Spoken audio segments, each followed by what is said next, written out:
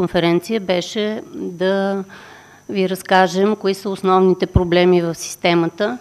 Междувременно в движение възникна и проблема с промените в спешната помощ, така че днес ще трябва да говорим и по този въпрос и за това, освен ръководството на Лекарския съюз, тук присъства и доктор Анелия Маждракова, която е от Центъра за спешна медицинска помощ София.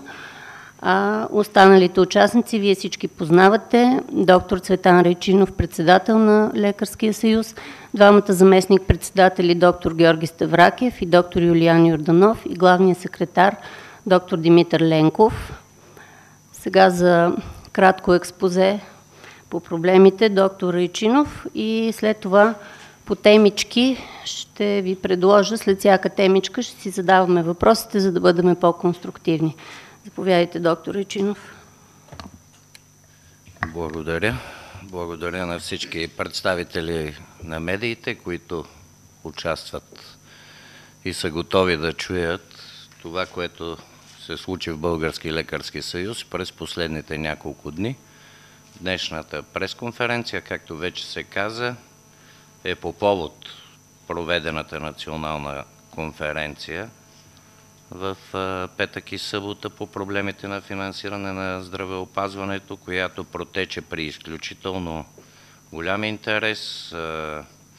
Представени бяха много материали и обсъдени от колегите от страната. Мога да кажа като категоричен извод, че към момента се очерта факта, че единствената законова институция, свързана с здравеопазването в страната, която е в състояние да предложи ясен, конкретен, в полза на пациентите план за реформа в здравеопазването, това е Български лекарски съюз. Особено на фона на 4 негативни послания към съсловието, а мисля, че и към цялото население в страната, които бяха тиражирани през предходната и особено в последната седмица.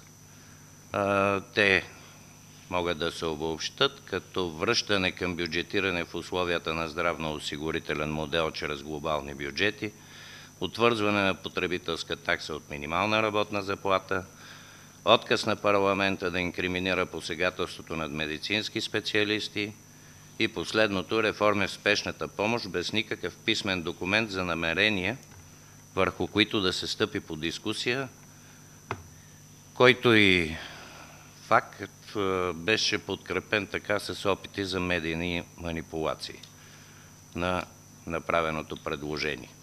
По първите 3 теми сме говорили доста. След малко ще ви запозная с решенията на конференцията. По време на самата пресконференция ще ви бъдат раздадени самите решения, ще ви бъдат раздадени и дискове с презентациите, които бяха представени на тази конференция и тогава, мисля, сами ще се убедите в това, което казах в началото, че Лекарския съюз е в състояние да предложи ясна, конкретна, съобразена с икономическата ситуация и икономическите условия в страната не само през тази, но и през следващите години.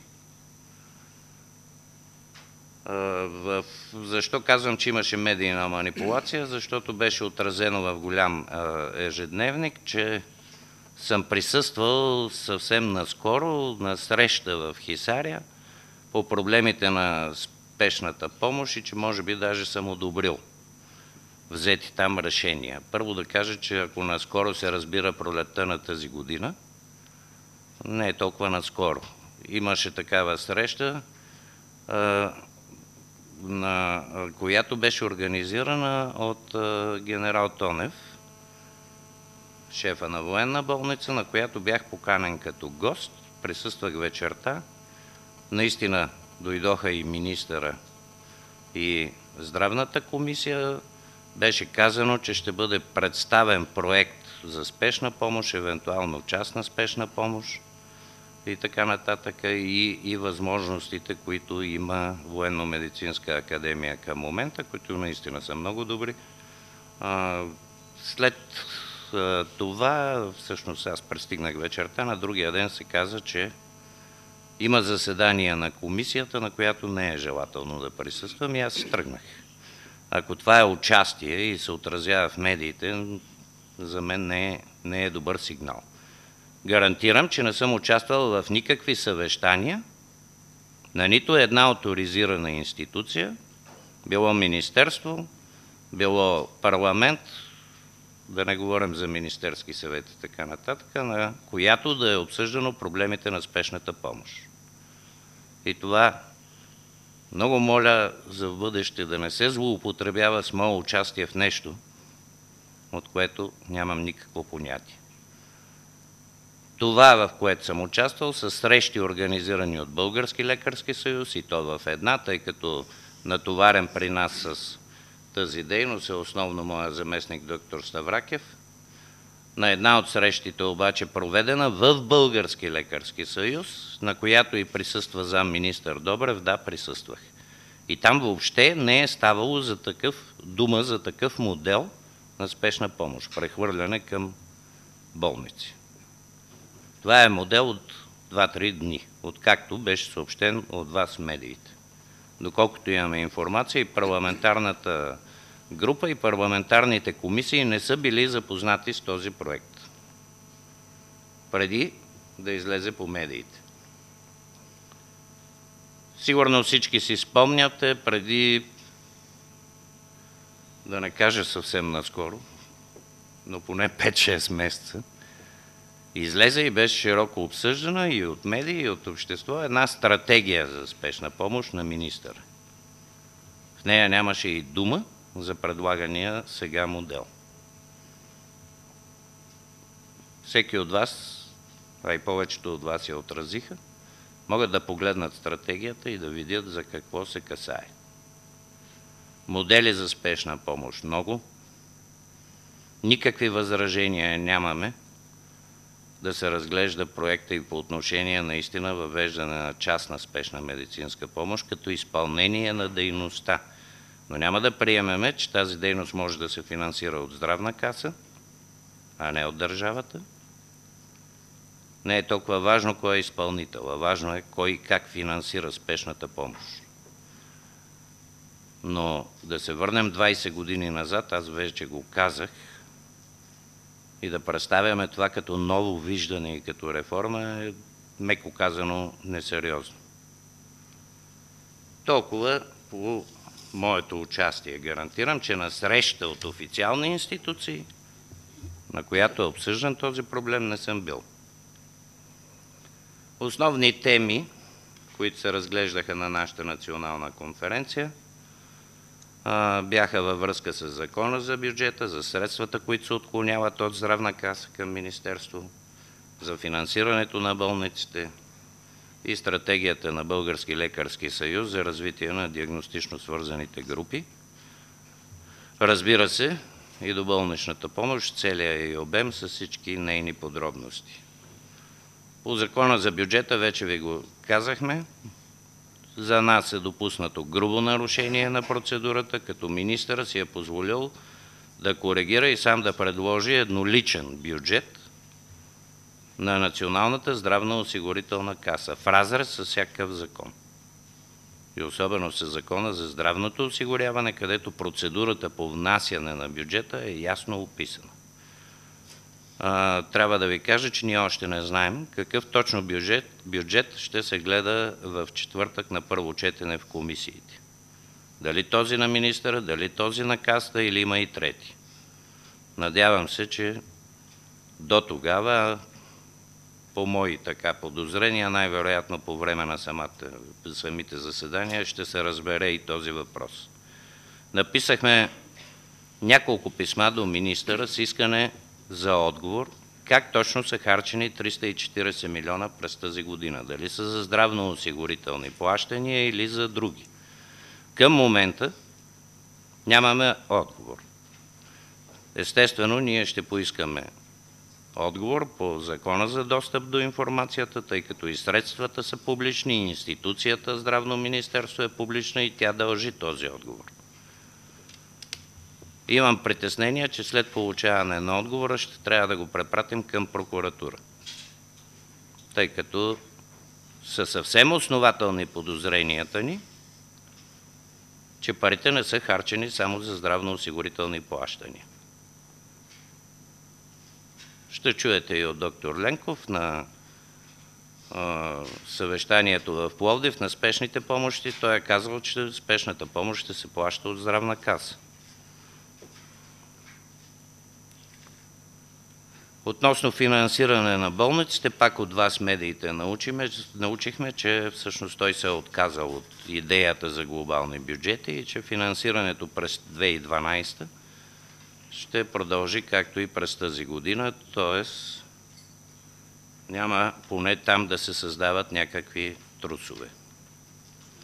Стратегията на Български лекарски съюз ще видите в презентациите, които ще ви раздадем в дисковете, които ще ви предоставим, и ще видите, че наистина ние предлагаме съвсем конкретни, ясни и напълно изпълними стъпки в провеждане на реформата и особено в въвеждането на диагностично свързаните групи.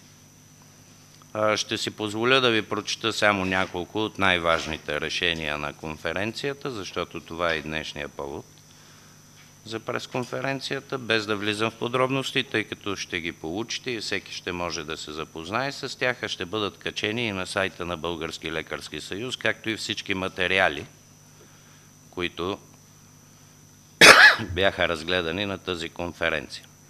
Основните решения, преговорите по НРД 2012 да продължат и да бъдат финализирани.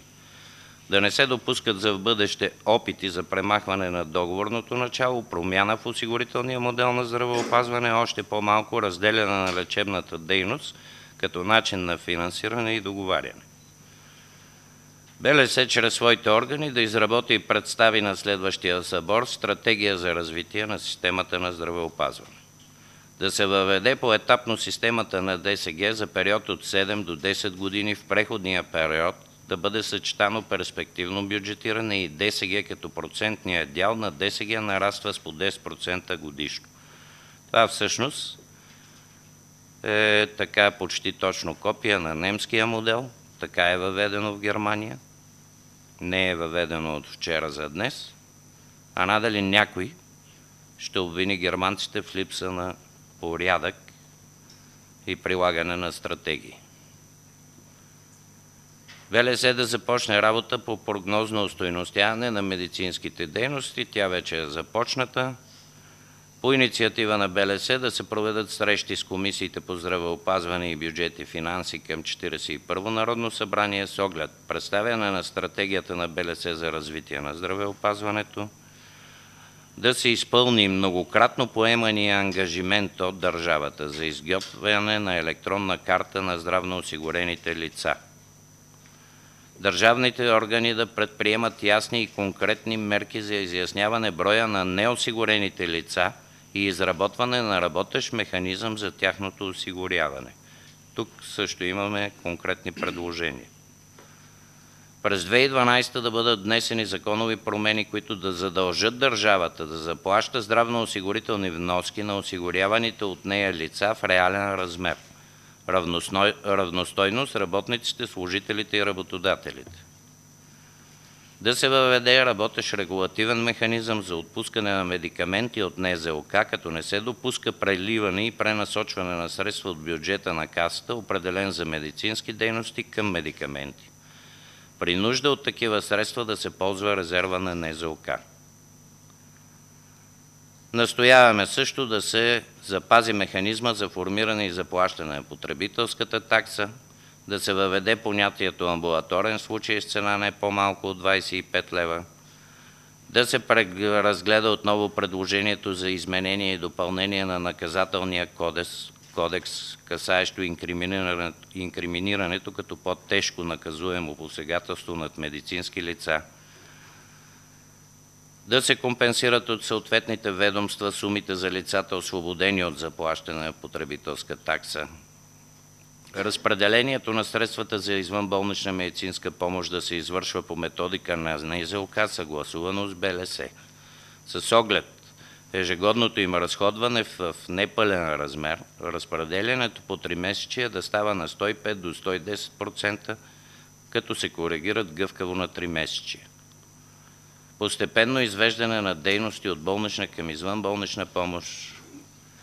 Например, създаване и въвеждане на домашен стационар. Тук ще се спра, защото също преди няколко месеца министъра на широко така обяви как се обсъжда и подготвя в Министерството въвеждане на тази форма на лечение, домашен стационар, от общо практикуващи лекари и от специалисти. Трае около 3 дни и с това се приключи. А това щеше да бъде една реална стъпка към подобряване обслужване на хората, явно няма да се случи. Изработване на ясна програма и приложима стратегия за профилактика, сключване в нея конкретни задължения на здравноосигурените лица. Задължението за явяване на профилактичен преглед, което продължава да бъде подценявано.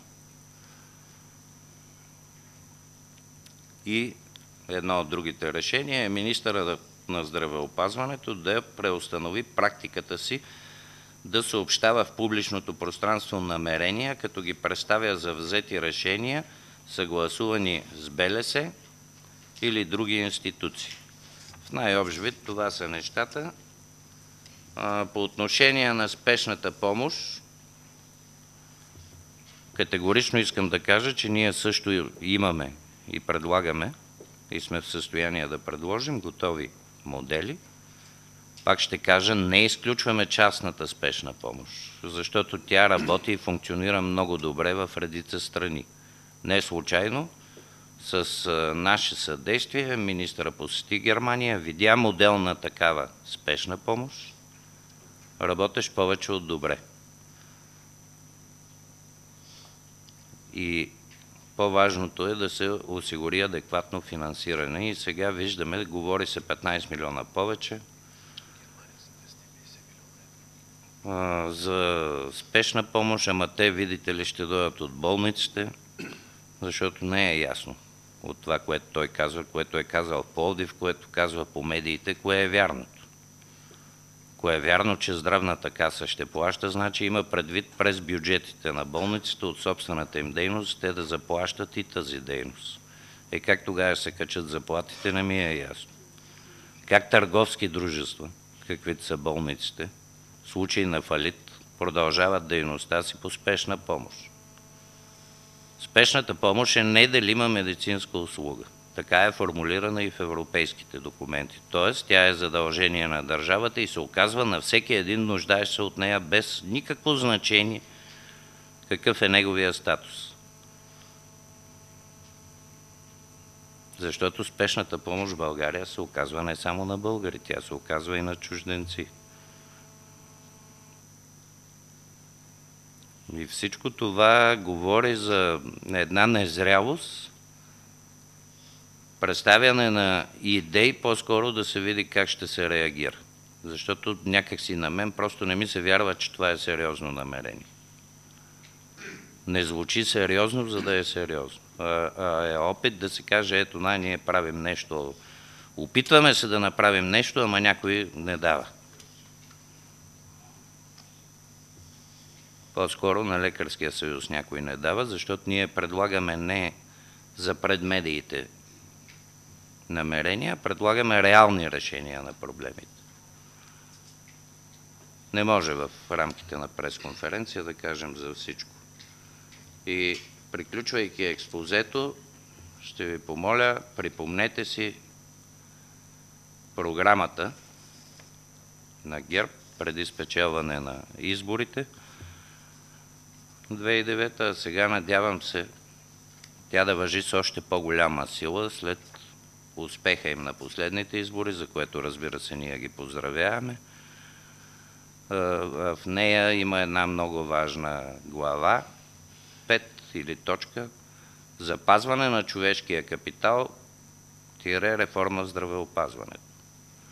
Като медии, предполагам, няма да е проблем да я намерите и ще видите, че повечето от нещата, които са решения на конференцията на Лекарския съюз, съвпадат с програмата, предложена от партия ГЕРБ по време на тези избори.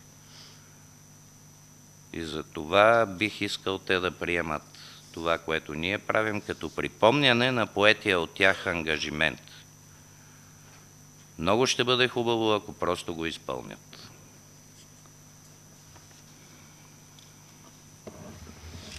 Така, колеги, да се върнем малко към спешната помощ. Ще дам думата на доктор Маждракова, за да ви представи гледната точка на работещите в спешните центрове, тъй като имаме информация, че в събота пресконференцията в Пловдив е била отклонена само към министъра. Ние получихме едно отворено писмо, което ще помоля да ви бъде раздадено и ще можете сега от първо лице да чуете всъщност какво е решението от събота, от тази среща на спешната помощ, на която са присъствали 23 от 28-те спешни центрове в страната. Заповядайте, доктор Маждракова. Благодаря. Добър ден. Основният проблем според работещите в спешната помощ това е липсата на закон за спешна помощ. Ние сме, да не кажа единствената, но една от малкото държави, в които няма такъв закон от самото начало на реформата. И според работещите реформа в здравната система няма. Просто се говори за такава реформа, но ние все още не сме я видели, или ако има някаква реформа, тя е по-скоро в негативен план, не в положителен. Това прехвърляне на спешните центрове към общинските болници, които са търговски дружества, ще принуди спешните центрове да обслужват само здравно осигурени лица. Всички са наясно, че повече от 2 милиона българи са неосигурени. Така че те разчитат единствено на спешната помощ, за да им се окаже адекватна здравна помощ. В същото време ние толкова години вече изпълняваме ролята на буфер между пациентите и болниците. И вече системата започва, всички ние се изморихме от чакане нещата да се подобрят. Не случайно има, само за София, аз не мога да кажа за цялата страна как е, при нас има 80 свободни места за лекари в момента. И няма желаещи да започнат работа в Центъра за спешна помощ, защото работата е много специфична. Не искам да се противопоставям на колегите, които работят в болниците, но при нас ние разчитаме единствено на себе си, на своите познания, за да можем да прецениме дали ситуацията е животозастрашаваща и как трябва да се реагира в всяка една ситуация. Преминавайки към болниците, които, както казах, са търговски дружества, смятаме, че ще се наруши квалификацията на лекарите и не само на лекарите, но всички специалисти, защото те няма да имат нужните средства за това. Още повече, че апаратурата, която се поддържа, техниката е много скъпа и там също отиват много пари. Така че ние сме пред част от системата за национална сигурност и не е от най-маловажната част. Така че, нарушавайки структурите и работата на спешната помощ, ще се наруши и националната сигурност. Тоест, всякакви големи природни бедствия, катастрофи, аварии няма да може да се реагира адекватно. И сега се реагира трудно, защото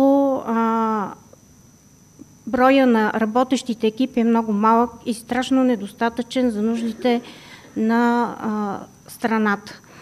Така че смятам, че започваме, искаме да кажем на всички, да ни чуят всички, че започваме една процедура за протестни действия съгласно Закона за колективните трудови спорове.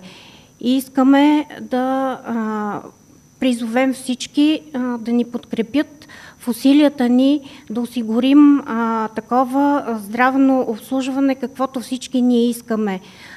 Да бъде качествено, на ниво и навременно, за да могат хората, които имат нужда от спешна помощ, да разчитат на нея. Защото според мен никой не знае кога, в какъв момент, на какъв етап от неговия живот ще има нужда от спешна помощ.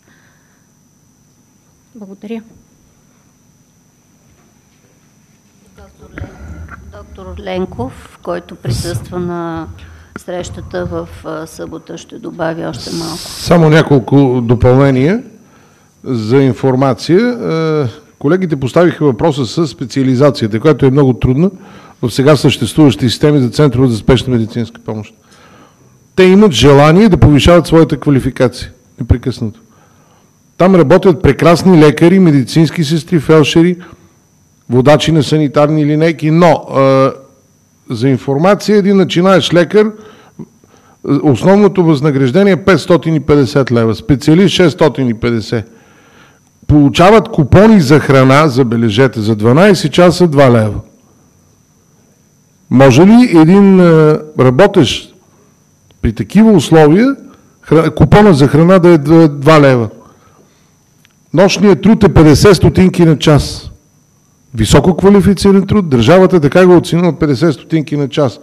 Да не говорим, че извънреден труд не се заплаща, шофьорите са на 340 лева. Това, което беше хвърлено в публичното пространство, че видите ли в администрацията, във всички центрове за спешна медицинска помощ били 1300 човека, държа да кажа, че премиер-министър явно съветниците са му много слаби. Защото това се оказа, че е пълен бъв.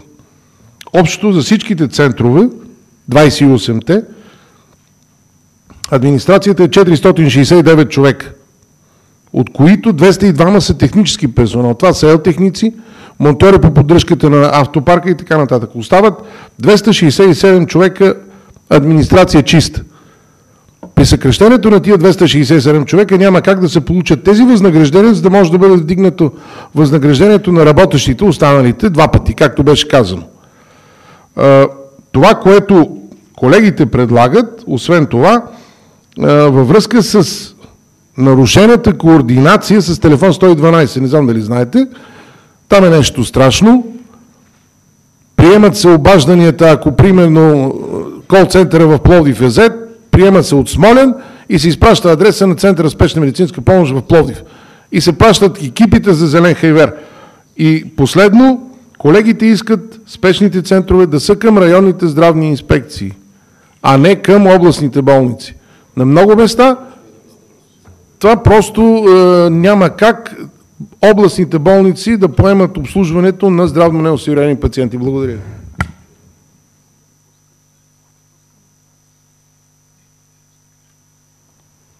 Доктор Ставракиев, заповядайте. Благодаря. Добър ден от мен.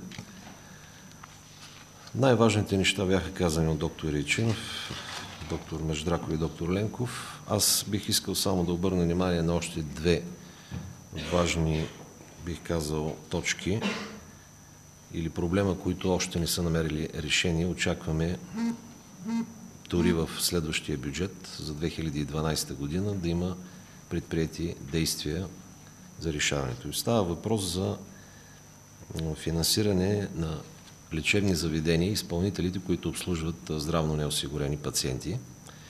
И тези, които наистина са социално слаби, това да може да бъде проверено чрез изграждането на един публичен регистър на социално слабите неосигурени, като цяло на социално слабите към Министерството на труда и социалните политики, така че когато бъде обслужен съответен пациент, особено ясно е, че при спешно обслужване там здравноосигурителният статус няма никакво значение, но има много случаи, когато такива пациенти влизат в системата през спешната помощ, без реално да са спешни случаи. И на практика цялото обслужване и разходите от това обслужване остава за сметка единствено на изпълнителите и лечебното заведение.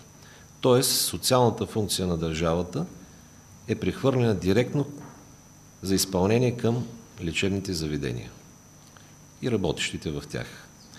Така че ние напомняме, искаме да напомним, като говорим за напомняне в програмата на ГЕРБ, бяха презентирани и заложени така наречените здравни ваучери. Това би могло да бъде един от механизмите за компенсация и заплащане на изпълнителите, които са обслужили здравно неосигурени, които се намират в този публичен регистър на социално слабите. Това според нас би довело и все пак до една повишена мотивация за внасяне на здравни вноски от тези, които не попадат в този регистър, защото много по-лесно вече ще може да бъде предявен и съответният финансов иск или претенция по съответния законов ред и все пак до някъде да бъде решен този проблем. Защото това към момента по никакъв начин не се предлага никакъв работещ механизъм и все повече води до задлъжняване на тези лечебни заведения, на които им е вменено по закон да обслужват този контингент. Това бих искал да добавя. Благодаря.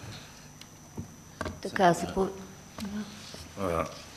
Едно изречение пак от програмата на ГЕРБ. Издаване на ваучери за здравна помощ на неплатежоспособни граждани, с които могат да сключват съответни застраховки.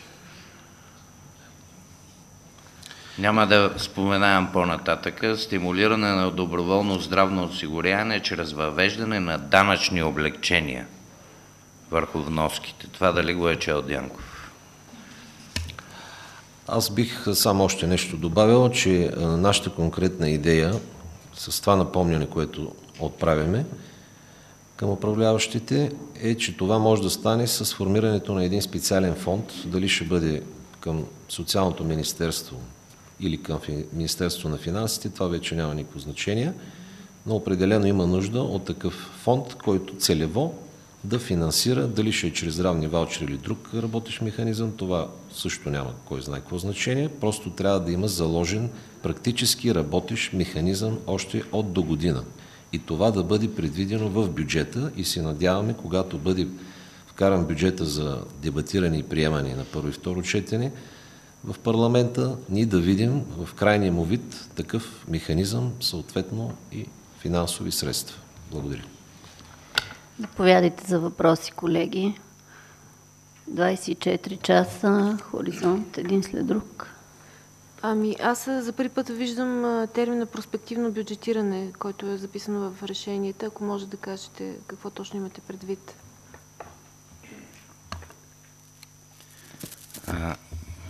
Няма да давам лингвистичен разбор, пред журналисти не смея такова нещо, но ще го обясня по-простичко. Това означава с съответен разчет за всяка година според възможностите за финансиране и според готовността на отделните болници да влизат последователно в системата на финансиране чрез ДСГ, като средногодишно да се въвеждат поне по 10% от болниците и по 10% да се съответно коригира финансовия разчет за годината като болнично разплащане. Най-простичко така го обяснявам.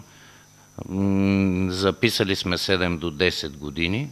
Това не прави 100%, разбира се, но зависи до тогава и колко болници ще могат да отговорят на критериите и изискванията, за да работят по ДСГ. Това означава преведено. Пак казвам, този модел, тъй като вече работи в доста страни в света, в Германия наистина е отнело около 10 години въвеждането му, в Австрия продължава вече 20 години и все още са въведени само половината болници.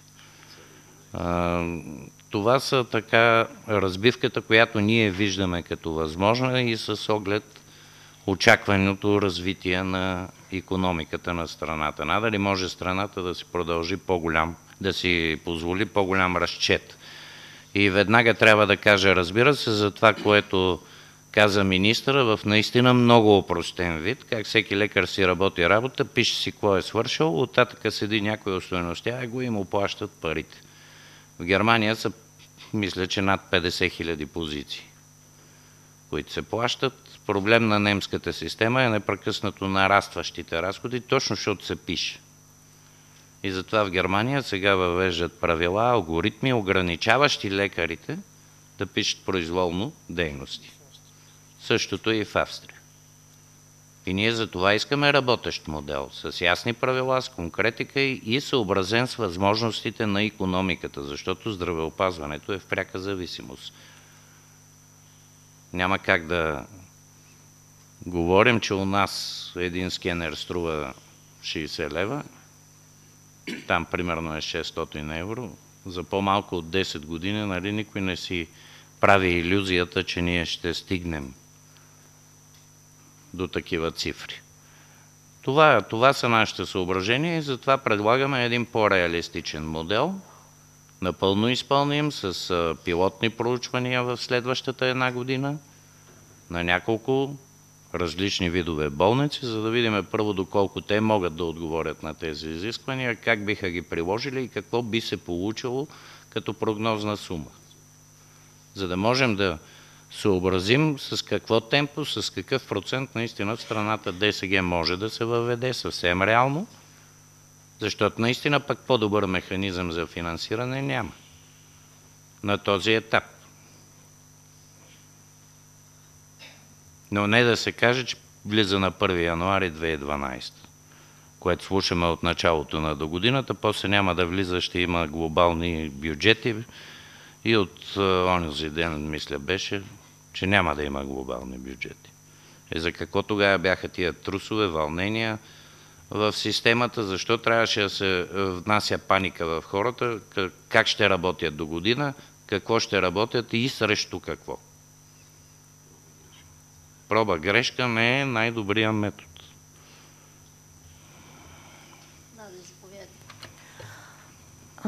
Първо да кажа, че според мен през ноември да започваме дискусия как ще се финансира спешната помощ до година е пълно безумие. Но с оглед на условията, в които сме поставени, мисля, че вие сте прав, не можете да обясните всичките си предложения в рамките на една пресконференция, но може да маркирате поне как виждате нещата в спешната помощ. Към колежката ви от спешната помощ, какво означава започваме процедура? Имате ли готовност да започнете протестни действия, кога и при какви условия? И ще ви върна малко към вашето изложение за тези 340 милиона, за които нямате информация как са изхарчени. Очевидно имате подозрения, щом смятате, че може да стигне до прокуратурата. Бихте ли ги споделили с нас? Да, ще ги споделя, защото знаете, тази година се прехвърлят, започвам от последния ви въпрос, прехвърлят се 100 милиона само, нали, и се прехвърлят обаче дейности, хемодиализа, онкология и така нататък. От разчетите като цифри, дадени от самото министерство, които се вижда, че просто няма как 340 милиона да са отишли само за здравноосигурителни плащания. Просто не е възможно. Както и не знаем защо пък тази година 100 милиона остават, защото в проекта, който беше даден закон за бюджет на НЗОК, дейностите, които са изброени, че ще бъдат плащани от министерство, нито една не е здравноосигурителна. Нито една. Нито ваксините, както говори министра, нито психиатрична помощ. Това са дейности, които не могат да бъдат обвързани с здравно осигуряване. Те са задължителни и са неделими, както казах преди малко. И за това, и поради мълчаливия отказ на министерството, ние да получим информация. Ако всичко е наред, защо не ни я предоставят и да млъкнем? Да не ги говорим тези неща. Ако всичко е наред, ако всичко е почтено и чисто, но мисля, че и Сметната палата трябва сериозно да провери Министерство на здравето. Толкова по този въпрос. За спешната помощ, първо да ви кажа, министъра е редно да уволни всички, които 6 месеца, а като казахте, че е безумие да се говори в началото на ноември за промяна в финансирането, се надявам, че не намеквате за министъра, защото ние не сме повдигали този въпрос. Що се касае до спешната помощ, наистина би трябвало да уволни всички, които писаха стратегията. Защото тя явно е неработеща, безмислена и е било един безмислен, вероятно и платен труд. Но аз ще припомня само цифрите в нея. Необходими само за 2012 за преструктуриране, преформиране на спешна помощ и обучение на персонал, оборудване и така нататък, заплати 70 милиона лева. 70 или 75, айде, за 5 милиона няма да спорим. Сега се казва, че същия ефект ще стане с 15 милиона, ама само трябва да отидат към областните болници.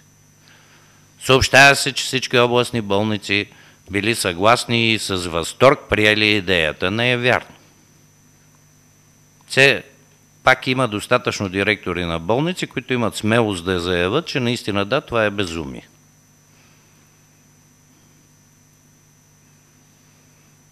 А що се касае до това дали имаме модел, пак ще кажа, и времето напредва. Да, имаме. Той включва много неща. Между другото, в тази стратегия на министра имаше доста положителни неща и ние тогава казахме, да, ето нещо, което има изгледи да стане положително. Но той сам си я отхвърли.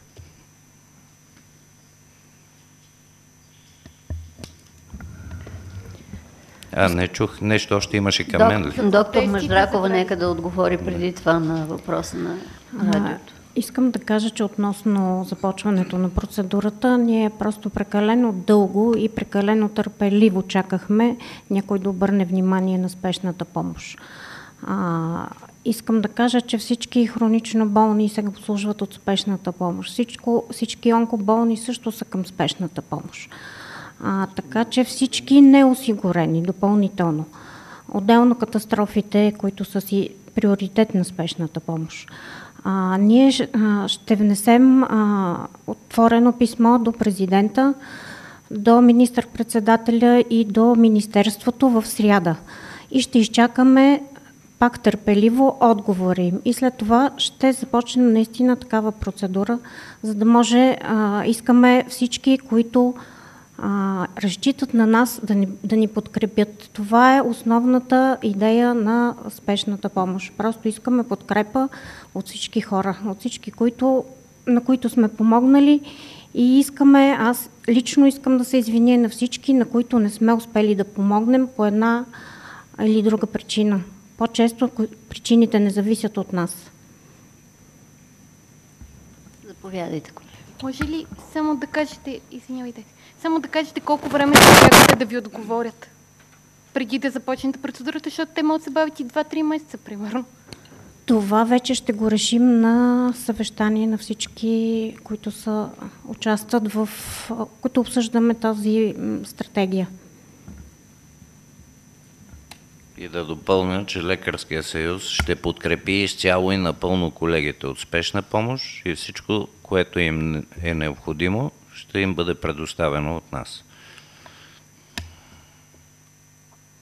ДСП, БТА. Може да обясните малко повече за проблемите, които се създават с телефон 112? С телефон 112. Какво се случва? Вижте, ние сме потърпевши от неработещата система на 112. Приемат се адреси, които не са точни. Приемат се диагнози, се пишат, които нямат нищо общо с това, което се случва. Сериозните диагнози се пишат като нещо, което е маловажно. Тези, които нямат такава спешност, не могат да преценят, немедицински лица не могат да преценят кой адрес е спешен и кой е неотложен. И ние имахме наскоро адрес, който се оказа, че улицата съвпада с тази, която е в София, но се оказа, че адресът е в Бургас. И всъщност се губи минимум половин час до 40 минути, докато се установи, че адреса не е за София, е за Бургас. Имали сме адреси за Силистра, за Благоевград. Въобще нещо, което преди не се е случвало. Когато беше 150. Разбирам, че няма начин да се върне телефон 150. Ние вървим към единен европейски телефон, но би трябвало да се направи по-добра връзка. Ние в момента работещите нямаме връзка с нашата диспетчерна. Защото всичките, когато звъним на 150, директно минава на 112. На 112 отказват да ни правят справки. Отказват да ни дадат информация в кои болници няма места. Въобще молбата ни да се обадят на адреса, за да слезнат близките на пациента, обясняват, че това не е тяхна работа и не искат да им задържаме телефонната линия за по-важни неща. А през това време екипа седи пред адреса и чака да му се отвори и да може да стигне до пациента. Само едно допълнение. Това нещо беше подготвено по времето на управлението на Министерството на бедствията и авариите, ръководено от госпожа Емел Етем. Когато структурите на телефон 112 са били назначавани хора без никаква компетенция. За справка, в другите страни, едва след като мина 3 годишна подготовка, 3 години и половина, може да седне на такъв телефон, за да може да прецизира повикването, оплакванията да ги прецизира и да реши какъв екип да изпрати на адреса.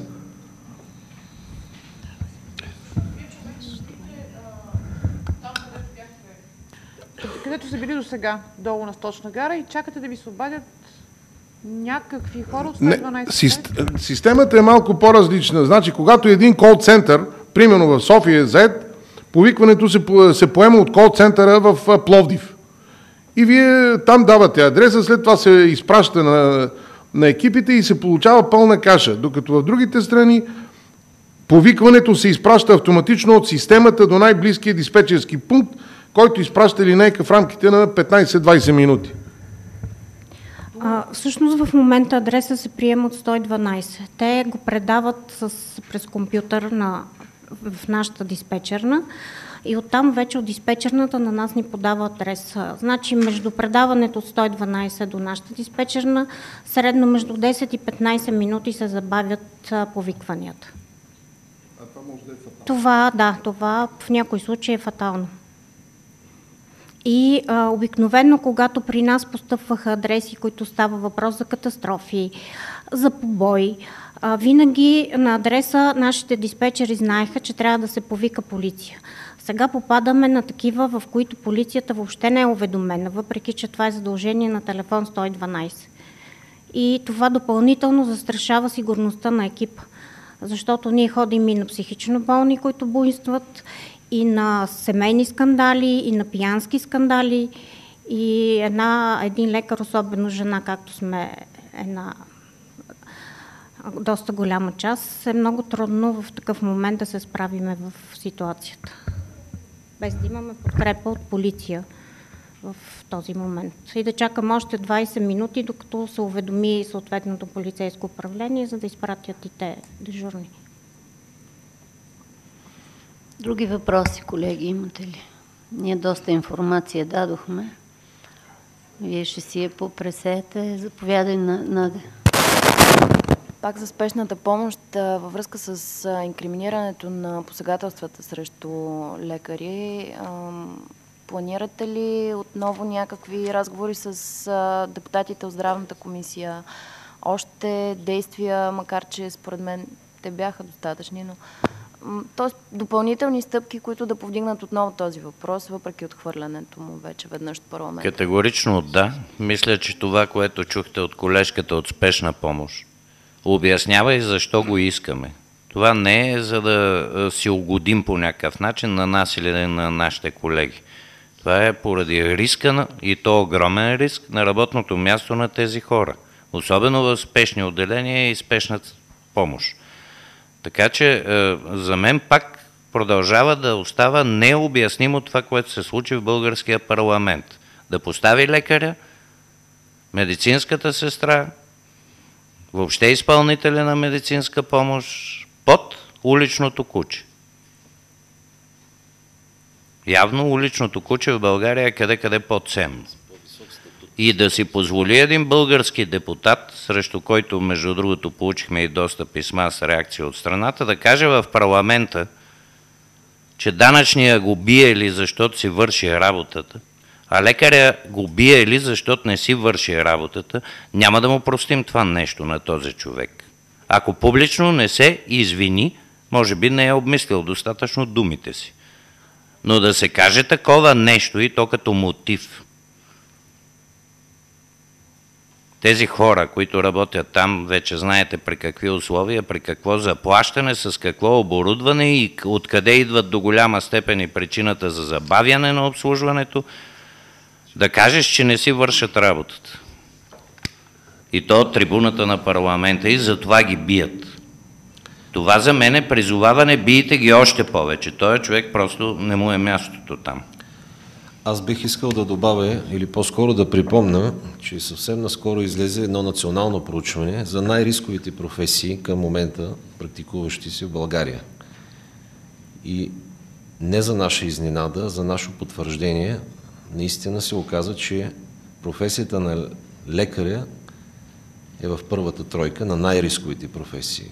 Само че това по никакъв начин не кореспондира с статута, който на практика съществува в момента, включително и като защита законова по време на изпълнение на служебните му задължения. Не говоря изобщо за социални компенсации, придобивки, пенсиониране и така нататък. Имайте го и това предвид. Има ли други въпроси, Да колеги? попитам доктора Ичинов, тъй като явно много неща се насъбраха. Смятате ли да искате оставката на министър Константинов? Към момента нямаме решение на ръководен орган, било управителен съвет, било национален или конференция, още по-малко събор, на ръководен орган на Български лекарски съюз. Нямаме решение да искаме оставката на министъра. И честно да ви кажа, това наистина е някакъв вид политика, с която ние не искаме да се занимаваме. Ние искаме да даваме работещи модели на здравеопазване и ефективни. Кой ще е министър? Трябва да се реши правителството. Но мисля, че на всяко правителство му е предостатъчно това, което се случва в момента. Когато една система все пак малко от малко започне да работи, да търсиш начин да създаваш напрежение в нея, не е най-добрият модел. Но нека си прецени самото правителство, самия премиер, доколко такива хора са им нужни. Това, което ние ще направим, е, че просто няма да му обръщаме внимание вече. Нека си говори и пред вас, и пред който намери добре, каквото намери за добре. Надали има някой вече, който да не е ясно, доколко може. Но не е наша преценката. Дали той, дали друг. Не виждам други въпроси, колеги. Благодаря ви, лека работа.